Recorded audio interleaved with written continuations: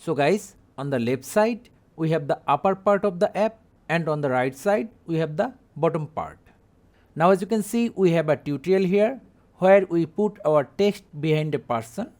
Suppose we want to export a single frame for our thumbnail.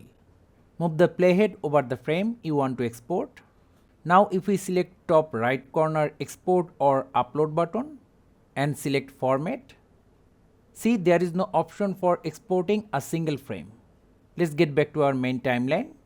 Now at the bottom, look for screen capture. Select the first option, capture and save. Let's move to the start of the project. Select overlay. Now as you can see, inside the KineMaster capture folder, we have our exported image. So thank you guys for watching. Have a good day.